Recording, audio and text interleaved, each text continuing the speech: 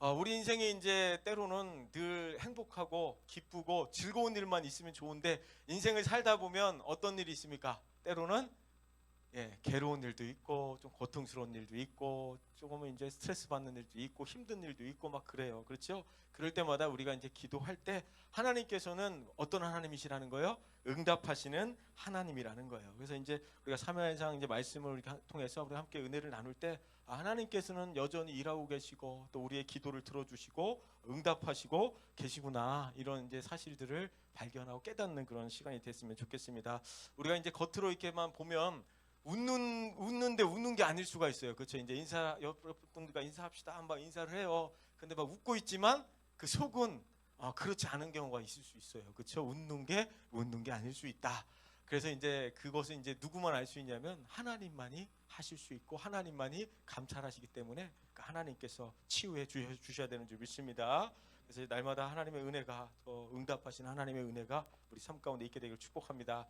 우리가 이제 사무엘상 말씀을 이제 나누기 전에 어떤 이제 생각을 했냐면, 우리가 말씀을 그냥 듣고 끝나기만 해서는 안 되겠다. 그래서 이제 좀 말씀을 좀 공부하는 시간도 가지면서 또 은혜도 나누고 두 마리 토끼를 한번 잡아봐야 되겠다, 이런 생각을 하고 있습니다. 그래서 말씀도 좀 배우고 또 은혜도 받고 그러고 이제 돌아가시는 거예요. 아시겠죠? 그래서 이제 그냥 이제 돌아가고 목사님 말씀이 뭐였더라 이렇게 생각하지 말고 나중에 또 사무엘상 말씀을 펼쳐봤을 때 이런 거였지 하면서 뭔가 좀 묵상할 때 도움이 되고 그런 남는 시간이 됐으면 좋겠습니다. 먼저 사무엘상의 그 배경이 되는 시대가 두 가지 시대가 있습니다. 몇 가지 시대요? 두 가지 시대가 있는데요. 첫 번째 시대는 뭐냐면 사사 시대와 또 왕정 시대가 이렇게 공존을 해요. 그러니까 사사 시대 말기에 이제 사무엘상이 이게 배경이 되는 거예요. 그러니까 이제 사사 시대도 들어가고 또 왕정 시대도 들어가는 거예요. 그래서 이제 사사 시대 이제 말기가 이제 점점 그 시대에는 왕이 없었기 때문에 자기 소견에 옳은 대로 막 그렇게 행했던 시대란 말이에요. 그러다 보니까 이제 이제는 왕을 막 요구하게 되고 그러면서 이제 왕을 세웠는데 그 첫 번째 왕이 누구죠? 우리 잘 아는 사울왕이에요. 그렇죠? 사울왕이 세워집니다. 그런데 이제 사울왕이 하나님 앞에 불순종하고 또 하나님의 뜻을 따르지 않아서 결국에는 어떻게 됐습니까? 이제 버림을 당하고 새롭게 이제 누가 세워지게 돼요? 다윗이 세워진단 말이에요. 그렇죠? 그래서 이제 다윗이 이제 세워지는데, 다윗이 왜 중요하죠? 다윗 왕조가 세워지는 게 왜 중요할까요? 다윗의 왕조로부터 누가 오죠? 예수님의 계보가 시작되는 거예요. 다윗의 왕조로부터 예수님께서 오시기 때문에 너무나 중요하다는 거예요. 그래서 이제 사무엘상의 이제 마지막 이 사사 시대를 이제 배경을 하고 있는데, 이스라엘 백성들은 늘 이게 전쟁의 그 어려움에 빠져 있었단 말이에요. 블레셋이라는 강력한 철기 문화를 쓰는 그런 족속들이 있었단 말이에요. 그러니까 청동기 문화를 쓰고 있던 이스라엘 백성들이 이길 수 있었을까요, 없었을까요?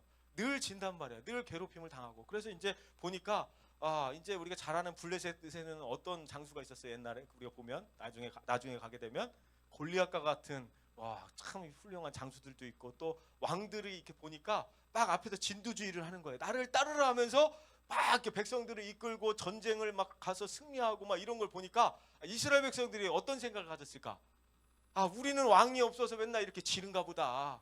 우리도 만약에 왕이 있으면 강력한 나라를 이루고 군대를 이뤄서 이렇게 다른 나라를 쳐부수고 이렇게 당하고 살지 않을 텐데, 우리는 왜 왕이 없어갖고 이렇게 어려움을 당하나, 이런 생각을 했다라는 거예요. 사실은 근데 이스라엘 백성들이 고난을 당하고 어려움을 당하고 그렇게 아픔을 당하는 이유가 뭐였죠? 사사시대 때? 하나님 말씀을 안 들었죠. 불순종했죠. 그러다 보니까 하나님께 기도만 하면 사사들이 나타나서 구원해 주잖아요. 그러니까 하나님 말씀만 듣고 순종만 하면 하나님이 왕이 되셔 주셔서 지켜주시고 승리하게 하시고 보호하시는데, 이제 그렇지 않았다라. 그러니까 잘못 생각한 거예요. 우리는 왕이 없어서 우리 지는가 보다. 그러니까 이제 한참 잘못 생각한 거예요. 그러니까 이제 뭘 요구하게 된 거예요? 우리도 왕을 세워달라. 왕을 세워달라. 또 이렇게 이제 요구했잖아요. 그러다 보니까 이제 결국엔 누가 세워진 거예요? 그런 배경 속에서 사울 왕이 세워진 거. 근데 철저하게 뭐죠? 실패했잖아요. 그렇죠? 우리의 영원한 왕은 누구십니까? 하나님, 예수님이신 거죠. 그래서 우리의 왕이신 하나님께서 우리의 삶을 다스려 줄 때 우리의 삶이 행복한 것이고 승리하는 삶이 되는 줄 믿습니다. 사무엘상에는 두 가지 시대가 정존한다고 했는데 어떤 시대요? 사사 시대와 왕정 시대 두 가지입니다. 너무 좋습니다. 참 너무 쉽죠? 자, 1절 말씀 한번 읽어보겠습니다. 시작.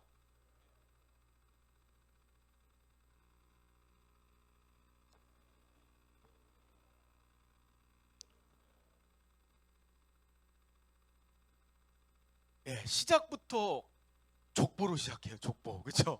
우리는 성경을 읽다가 이제 족보가 나오면 대부분 어떻게 합니까?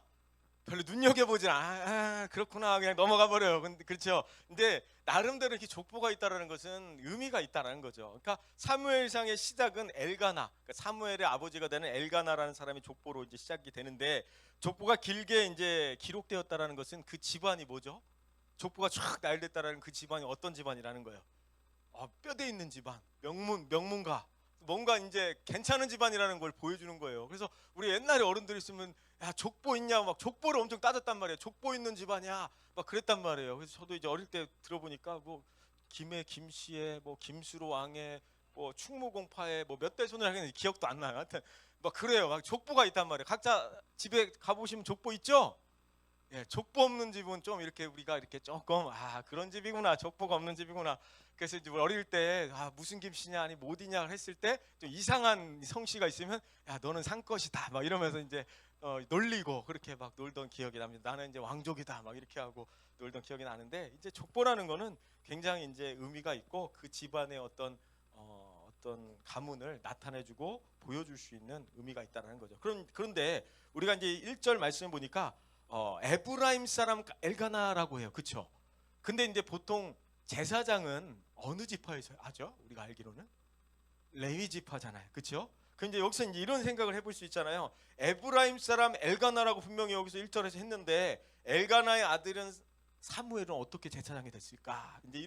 이제 문자적으로만 보면 이런 질문을 할 수가 있는데, 이제 나중에 이제 집에 가서 보시면 역대상 6장에 보면 레위 지파에 대한 그 가문 그 족보가 나오거든요. 거기에 보면은 이제 그 엘가나는 그 어느 지파라고 나오냐면 레위 지파라고 나와요. 그러면 이제 사무엘은 어느 지파예요?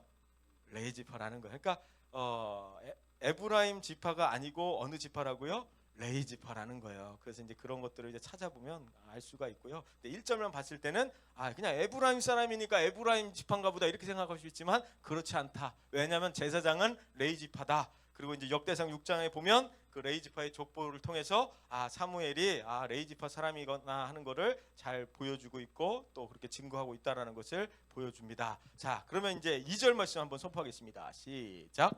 그에게 두 아내가 있었으니 한 사람의 이름은 한나요, 한 사람의 이름은 분인나라. 분인나에게는 자식이 있고 한나에게는 자식이 없었더라. 예, 여기서 이제 두 아내가 있다라고 해. 참 의미심장하죠. 제사장이에요, 그렇죠? 근데 두 아내가 있었다라는 것은 남자분들은 어때요? 부럽죠? 막 두 명이나 있으니까 부럽지 안 부러우세요?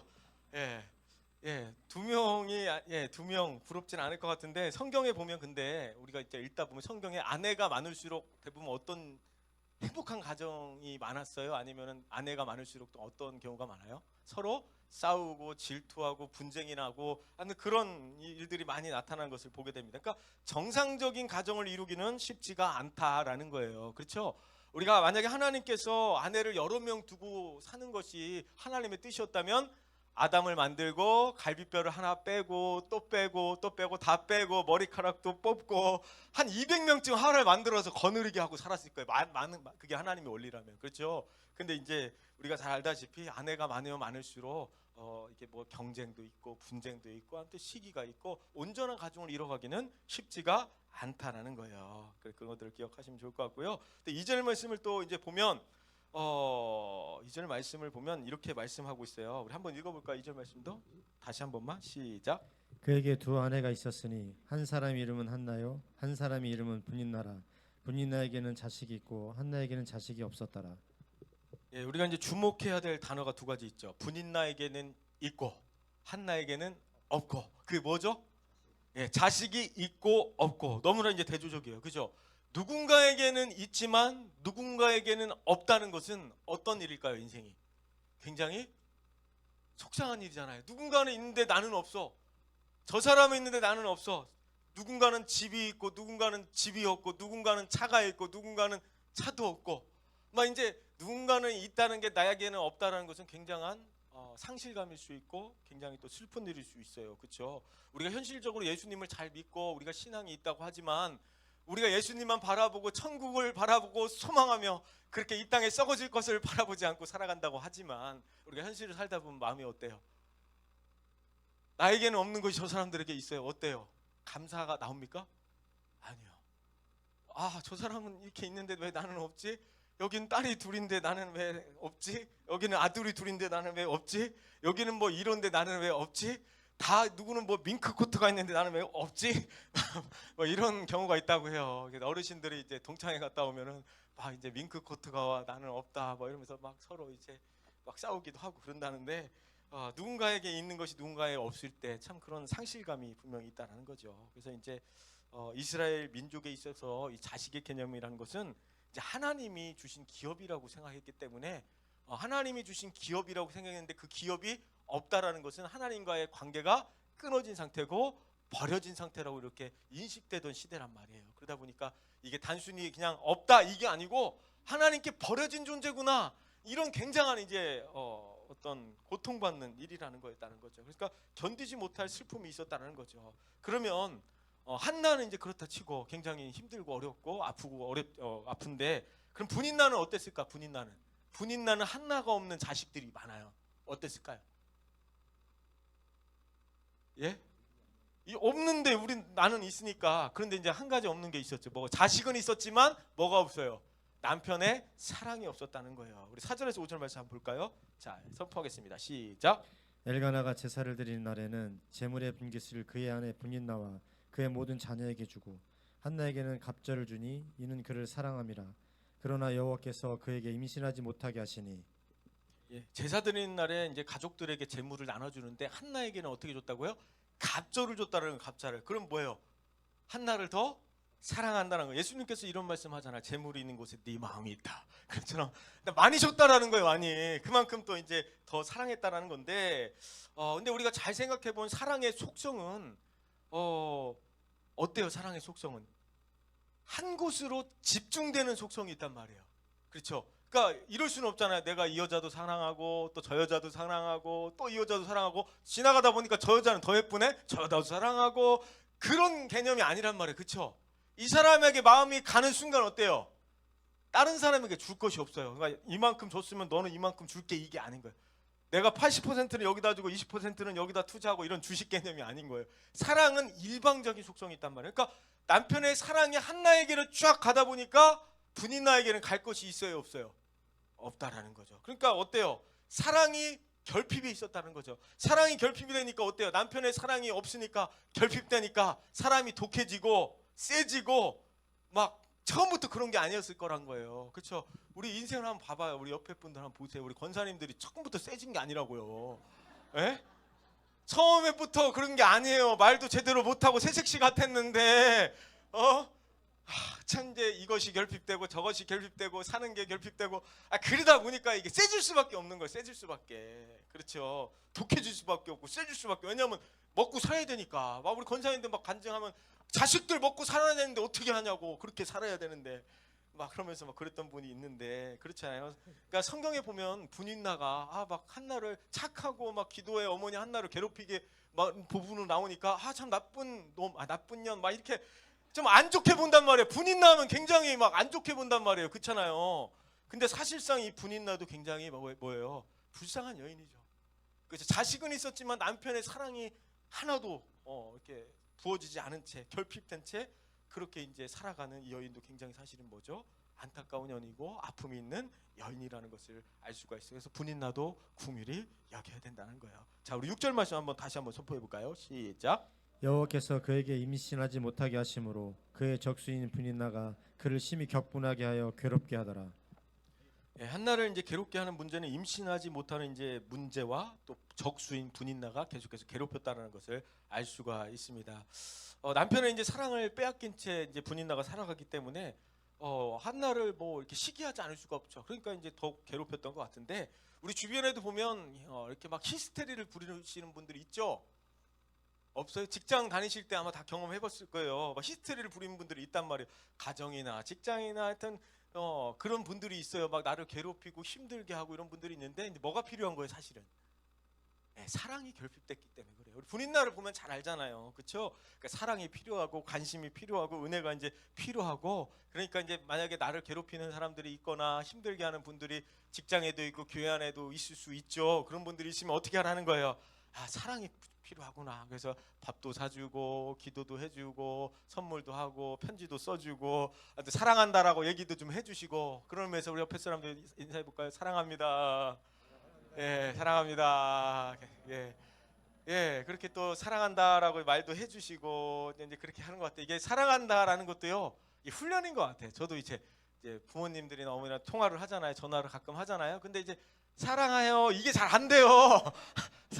이게 안 돼, 안 돼. 그러니까 이게 훈련이 많이 필요한 부분이 있어요. 그러니까 이렇게 교회에서 사랑합니다 인사하라고 하면 열심히 하는 거예요. 그리고 이제 또 이게 또 자녀들만 필요한 게 아니라 이제 부모님들도 자식들에게 사랑한다라고 이렇게 표현을 자꾸 해야 되는 것 같아요. 이게 참 어려운 것 같아요. 그렇죠?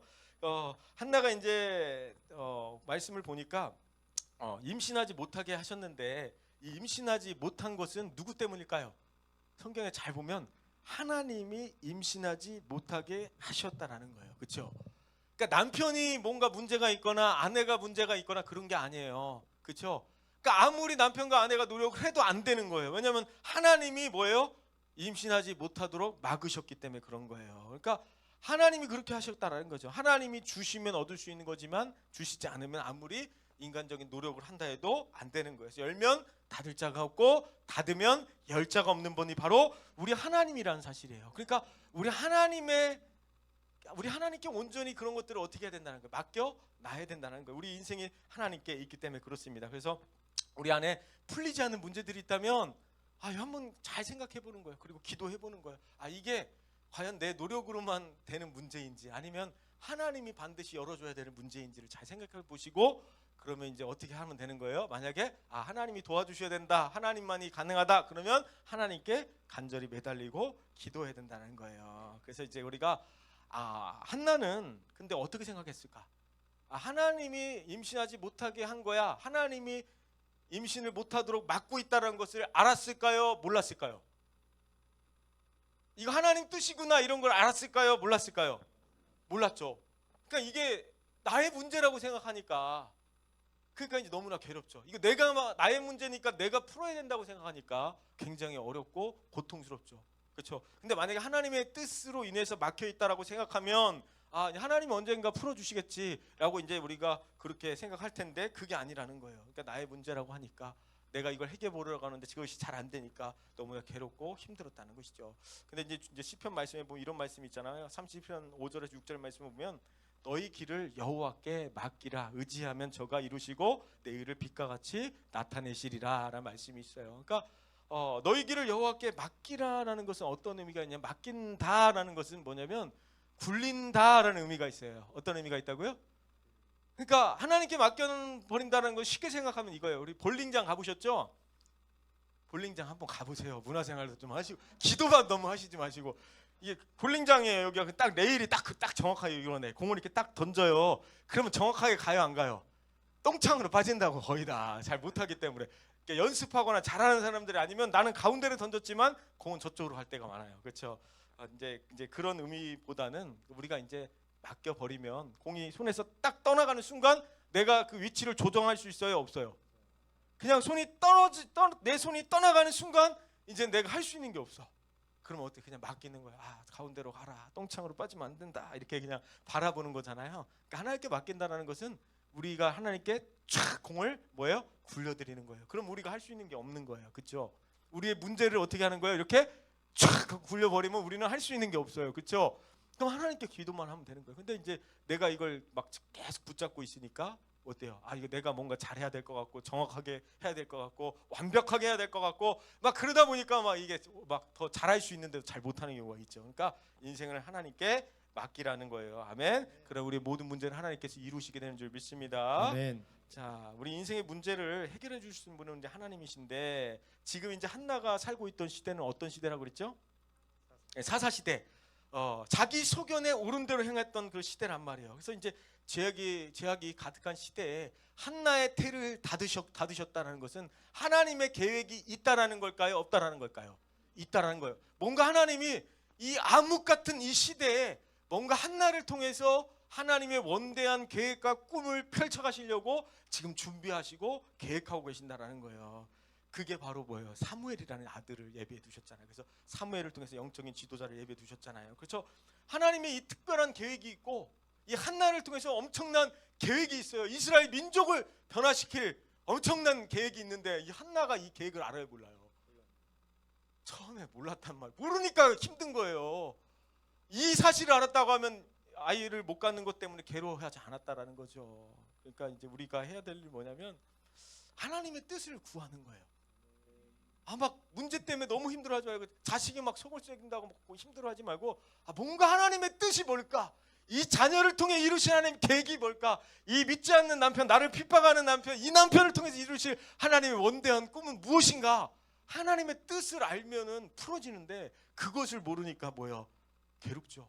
눈앞에 보이는 것 때문에 너무나 힘든 거예요. 그러니까 이제 하나님이 개입하시는 사실을 진작부터 알았다면 한나도 그렇게 괴로워하지 않았다는 거죠. 그래서 문제를 하나님께 가지고 나아가야 된다는 거예요. 그래서 한나가 임신을 못하게 막으신 것은 한나를 막 괴롭히려고 그런 게 아니에요. 그렇죠? 야, 너는 좀 훈련 좀 받아봐야 돼. 너는 진짜 고생 좀 해봐야 돼. 이런 느낌이 아니고 하나님의 꿈과 계획을 이뤄가기 위해서 그 여인을 사용하시려고 태를 잠깐 닫아 오셨다는 거예요. 그래서 우리가 하나님의 그 뜻을 구하고, 그리고 하나님의 그 은혜를 바라보며 구할 때 우리 삶의 진정한 평안과 기쁨을 누리게 되는 줄 믿습니다. 자, 우리 6절에서 7절 말씀도 선포하겠습니다. 시작. 여호와께서 그에게 임신하지 못하게 하심으로 그의 적수인 분인나가 그를 심히 격분하게 하여 괴롭게 하더라. 매년 한나가 여호와의 집에 올라갈 때마다 남편이 그같이 하매 분인나가 그를 격분시키므로 그가 울고 먹지 아니하니. 예, 여기서 이제 6절, 7절 말씀을 읽었잖아요. 그 반복되는 단어가 있습니다. 어떤 단어가 반복되죠? 격분. 그렇죠. 격분시켰다 이제 하는데, 이게 반복되는데, 이 격분이라는 의미는 어떤 의미가 있냐면 천둥이라는 의미가 있어요. 천둥. 여러분 천둥 소리 들어보셨어요? 그렇죠. 천둥이 치면 어때요? 쾅쾅쾅쾅 쳐요. 근데 그 천둥이 내 마음속에서 친다고 생각해봐. 어떨까 마음에? 이게 살 수가 없죠. 길 가다가 막 쾅, 아유 깜짝이야. 뭐 하다가 꽝 하고 깜짝 놀라고 이건 살 수가 없는 거예요. 그렇죠? 그런 어떤 천둥이 한나의 마음속에 있었다라는 거죠. 그게 이제 그럴 정도로 분인나가 한나를 격분시켰다라는 것은 굉장히 어떤 마음에 강한 충격이 있었다라는 거죠. 그러니까 우리가 상상해 보면 어떻게 괴롭혔을까요? 우리가 한번 분인나가 한번 돼보는 거예요. 분인나고 우리의 적수인 한나가 있어. 나의 그 사랑하는 남편의 사랑을 이것이 다 가져가 버렸어. 다 빼앗아가 버렸어. 우리 어때? 막 독해지잖아. 그 한나가 돼보는, 우리는 분인나가 돼보는 거예요. 왜 꼭 한나만 하려고 그러냐고. 나쁜 것도 해야지. 분인나가 돼봐요. 어떻게 괴롭혔을까? 어떻게 괴롭혔을까요? 예? 일단 머리끄댕이부터 한번 잡아요. 그렇죠. 일단 그 한나의 약점은 애를 못 낳는 거예요. 맞죠? 그러니까 어떻게 했어요? 그걸 자꾸 건드렸겠죠. 이 애도 못 낳는 것이 밥도 잘 먹네. 애도 못 낳는 것이 이것도 하네. 애도 못 낳는 것이 잠만 자고 있네. 애도 못 낳는 것이 뭐 하네. 그러니까 그 아픈 것을 계속해서 콕콕콕콕 계속 찔러가면서 괴롭혔을 것 같아요. 그렇죠? 그런 것처럼 7절 말씀에도 이런 단어가 있거든요. 매년 때마다 그를 격분시켰다. 이거 뭐냐면 한 번 힘들게 하고 끝나는 게 아니고 계속 지속적으로 끊임없이 계속해서 괴롭혔다라는 거예요. 그러니까 이것이 매년 반복이 되고 지속되니까 이 한나의 삶이 어땠을까요? 굉장히 아픔이 있었고 힘들어. 그러니까 가만히 있어도 힘든데 계속해서 분인나가 힘들게 했다는 거죠. 세상에서 제일 잔인한 사람이 누구죠? 도끼로 이마까. 더 잔인한 사람은 깐데 또까. 그러니까 아픈데 계속 거기 아픈 데를 계속해서 뭐예요? 까는 거예요. 계속 아픈 데를.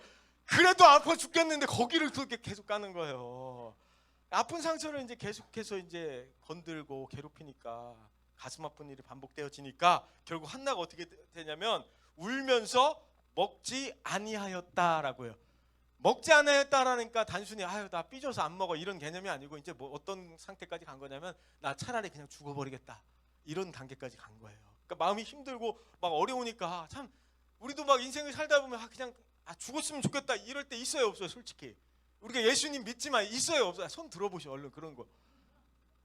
있으셨어요? 원사님 너무 솔직하게 다 분위기가 다 안 들었잖아. 있는데 안 들거든. 우리 충청도 사람들은 있는데 안 든다고. 원사님 들지 마셔 이제. 다 있는데 들라고 하면 안 들거든. 네, 맞아 있어요. 차라리 너무 힘들고 어려우면 다 신방을 막 우리도 다니잖아요. 그러면 너무 힘들고 어려우면 그냥 죽어버렸으면 좋겠다 이런 분들 있다고요. 그러니까 그만큼 힘들고 어렵고 괴롭다라는 거죠. 그래서 우리가 분인나와 같은 존재들이 우리 삶에 없으면 좋을 텐데 우리를 끊임없이 괴롭히고 우리를 고통스럽게 하는 분들이 있다는 거예요. 우리 뭐 집을 보면 그렇잖아요. 저 인간만 안 만났으면 참 내가 참 이렇게 샀었는데 왜 하필 이 인간이지? 뭐 이런 분들 집에 계시죠? 예, 있을 거예요. 그리고 어른들 기도 제목들 또 물어보면요, 또 자식들이 또 속을 많이 새기잖아요. 그러니까 이제 자식들이 하도 속을 이제 안 새기는 분들도 있지만 막 어른들 기도 제목이 뭐냐 그러면 첫 번째는 뭐냐면 자식들이에요, 자식들. 그리고 두 번째는 건강이고요. 그러니까 자녀들 때문에 어떤 분은 막 밥도 못 먹고 잠도 못 자고 그 정도로 이제 힘들어하시는 분들도 있다라는 거예요. 그러니까 참 죽을 때까지 참 우리를 기도하게 만드는 원동력이 자녀인 것 같아요. 그렇죠? 한나의 그 대적 분인나도 만약에 이제 분인나가 한나를 굉장히 힘들게 하고 어렵게 하지 않았다면 한나가 그 기도의 어머니로 또 기도하러 성전으로 이렇게 달려갈 수 있는 그런 원동력이 없었을 거예요. 그러니까 한나가 너무 분인나가 너무 힘들게 하니까 어떻게 됐어요? 결국엔 나중에 이제 기도하면서 하나님의 뜻을 발견하게 되는 것들을 보게 됩니다. 우리 마음 가운데 아무런 문제도 없고 어려움도 없어서 분인나와 같이 괴롭히는 일들이 없어서 그냥 인생이 편안하고 삶이 그냥 편안하면 좋죠. 그렇잖아요. 걱정, 근심, 염려 없고 그냥 살면 너무 좋은데 그러면 어떻게 돼요? 기도가 간절히 나옵니까? 안 나옵니까? 솔직한 얘기로 안 나오죠. 괴로울 때 기도가 더 잘 나와요. 사실은 우리에 있는 걸 다 쏟아놓을 수가 있잖아요. 삶에 아픔도 없고 힘든 것이 없으면 진짜 막 그 밑에서부터 올라오는 그 간절함이 잘 나오질 않아요. 그러니까 어쩌면 우리 삶에 분인나가 있다는 것은, 우리를 괴롭히는 존재가 있다는 것은 우리 삶이 현재는 힘들지만 그것들로 인해서 우리가 하나님을 찾을 수 있고 우리가 기도할 수 있고 하나님을 만날 수 있다면 그것이 우리 삶의 은혜인 줄 믿습니다. 동물의 그 왕 중의 왕은 누구죠? 예, 동물의 왕 중의 왕은 최상의 이제 포식자 사자, 그렇죠? 사자가 왕 중의 왕이에요. 그래서 영화도 찍었단 말이에요. 라이언 킹, 그죠? 라이언 킹 찍었단 말이에요. 킹이야, 킹, 라이언 킹. 이 사자가 이제 굉장히 어떻게 보면 최상위 이제 동물이잖아요. 이제 무서울 게 없죠, 사실. 사자를 공격하는 경우가 없잖아요, 대부분. 근데 이 사자가 무서워하는 게 있대요. 무서워하는 게 뭐가 있을까요? 이 사자도 무서워하는 게 있대요. 뭘까요? 다큐멘터리나 이제 동물의 왕국 잘 보시면 알겠지만 사자에게는 항상 붙어 있는 게 있어. 뭐가 붙어 있어? 파리가 붙어 있어요. 파리. 잘 보면 항상 파리가 있어요. 파리가. 그 아프리카 파리는 좀 생긴 게 좀 싸납게 생기고 커요. 우리 한국 파리 같이 이렇게 작은 게 아니에요. 진짜 크다 그래요. 그러니까 이제 파리들이 항상 들끓는다고요. 그러니까 이제 파리가 계속 붙어 있으니까 어떻게 할까? 이 사자가. 예, 맞아요. 꼬리도 막 이렇게 왔다 갔다 하고 막 뒹굴기도 하고 비비기도 하고 막 파리가 계속 붙어다니까 가만히 있지를 못하는 거예요. 그래서 막 누워있으면 또 파리가 달라붙고 그럼 또 뒹굴고 움직이고 일로 가고 절로 가고 그러다 보니까 운동이 되니까 사자가 3, 4년은 더 건강하게 오래 산대요. 그러니까 파리가 계속 들러붙어서 너무나 힘들고 막 괴롭고 막 그런데 이 파리 때문에 운동을 하는 거예요. 운동을 이렇게 뒹굴고 막 이렇게 하고 막 꼬리를 왔다 갔다 하고 일로 갔다 절로 갔다 하고 근데 그것이 이제 운동이 되는 것처럼 우리 삶도 그렇다는 거죠. 참 우리를 괴롭게 하는 그 존재로 인해서 우리가 오히려 하나님께 기도할 수 있고 믿음이 더 성장할 수 있는 계기가 될 수 있다라는 거예요. 그렇죠. 그래서 이제 우리 주변에 한나를 괴롭히는 그 분인나와 같은 존재들이 분명히 있을 수 있는데 철이 철을 날카롭게 하듯이 그것들을 통해서 오히려 하나님을 만날 수 있는 통로가 되고 우리가 또 하나님과 또 가까이 하나님께 나아갈 수 있는 그 기회가 되시기를 또한 축복합니다. 우리 마지막 8절 말씀 읽고 말씀 정리할 텐데 읽겠습니다. 시작. 그의 남편 엘가나가 그에게 이르되 한나여 어찌하여 울며 어찌하여 먹지 아니하며 어찌하여 그의 마음에 슬프냐 내가 그에게 10 아들보다 낫지 아니하더라. 예, 이제 남편이 위로를 해요. 이제 울면서 밥도 안 먹고 죽겠다고 하니까 위로를 하는데 어떤 말을 해요? 위로의 말이 뭐예요? 10 아들보다 내가 낫지 않으니까 뭐 모르고 하는 말에 남자들 이렇게 몰라요. 뭐가 낫기는 나요. 남편은 남의 편이지. 그냥 차라리 그냥 아들 하나가 낫지. 그러니까 잘못 생각한 거죠. 그러니까 이 남편이 사실은 남편의 위로로 해결될 수 있는 문제가 아니죠. 그래서 우리 인생을 살다 보면 남편이 위로하고 또 사람들이 아 원장님 뭐 어때요 저째하고 사람들이 그 하는 그 위로는 진정한 그 어떤 회복이 일어날 수가 없어요. 그러니까 우리는 어떻게 해야 돼요? 결국에는 누구의 위로가 있어야 되는 거예요? 하나님의 위로가 있어야 되는 거예요. 옆에 있는 사람이 아무리 위로를 해줘도 그거는 진정한 위로가 아니고 하나님이 위로하셔야 돼. 그러니까 결국은 하나님을 찾아야 되고 하나님을 만나야 되고 하나님의 위로를 구해야 된다는 거예요. 그러니까 서운해하지 말자는 거예요. 그렇죠? 우리 막 이렇게 신앙생활 할 때도 그렇고 막 가족들끼리도 그렇고 막 서운할 때 있어요 없어요 솔직히? 아 있다고요. 있어요. 저도 이제 제가 어른들 사역도 막 하잖아요. 그러면 어른들 막 어디 갔다 무슨 날이다 하면 막 자식들이 뭐 이거 사주고 용돈 주고 막 이랬다고 막 자랑을 안 하면 되는 한다고요. 그러면 용돈을 많이 받은 것을 막 이렇게 자랑하는데 안 준 그 엄마는 어떻게 할까요? 집에 가서 전화하지. 아이고 누구는 막 이랬다는데 막 우리는 막 이랬다고 막 서운해한다고. 그럴 필요도 없어. 아시겠죠? 자식들이 그 아무리 뭐 용돈을 많이 주고 위로해줘도 그건 진정한 위로가 아니에요. 하나님 위로만 있으면 돼요. 우리는 아멘. 아시겠죠? 우리 사람들의 위로가 아닌 그 하나님의 위로로 우리가 날마다 하나님의 은혜를 누리며 살아갔으면 좋겠습니다. 그래서 우리 안에 그 천생연분이라는 옛날 그 퀴즈 있잖아요. 어르신들 퀴즈 있잖아요. 야, 할아버지 이제 할머니가 나와갖고 당신과 나 사이가 뭐야 그랬더니 왼수. 그러니까 아 네 글자로 얘기해봐 그랬더니 평생 왼수 막 그랬잖아요. 그것처럼 평생 왼수가 있기 때문에 우리가 기도하는 거고 그 왼수들이 우리 주변에 있으니까 우리가 예배가 더 간절해지고 더 사모하게 되는 것 같아요. 그렇죠? 우리가 자유의지가 있잖아요. 그래서 예배를 올 수도 있고 안 올 수도 있는 선택사항이 우리에게 있잖아요.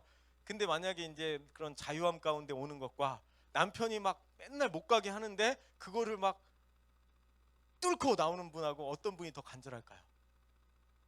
예, 못 가게 하는 분이 있는데 그걸 뚫고 나오니까 너무 간절하잖아요. 그렇죠? 그런 분인나가 있어서 우리가 더 하나님께 간절하게 그래 나아갈 수 있는 것 같습니다. 그래서 우리 삶 속에서 그런 어려움이 있다 할지라도 우리가 잘 이겨내시고 하나님의 그 위로를 바라면서 하나님의 뜻과 계획을 발견하셨으면 좋겠습니다. 그래서 이렇게 함께 우리 기도할 때 찬양하고 이제 기도할 텐데요. 그래서 우리 삶 속에서 하나님의 뜻을 우리가 먼저 발견하면 되는 거예요. 그 뜻을 모르면 인생이 괴로워지는 거예요. 하나님이 나를 향한 원대한 꿈과 계획을 우리가 깨달은다면 우리 인생은 아무리 우리를 어렵게 하고 힘들게 해도 우리 인생은 어렵지가 않은 거예요. 왜냐하면 하나님의 꿈과 계획이 있기 때문에 그렇습니다. 근데 그것을 모른 채 살아가면 눈앞에 있는 것만 바라보며 우리가 살아갈 수밖에 없어요. 내가 무엇이 있고 없고에 나의 그 행복이 좌지우지 된단 말이에요. 무엇이 있고 없고에 내 인생이 결정된단 말이에요. 그렇기 때문에 하나님 계획과 뜻을 발견할 수 있는 그런 은혜가 있게 되기를 축복합니다.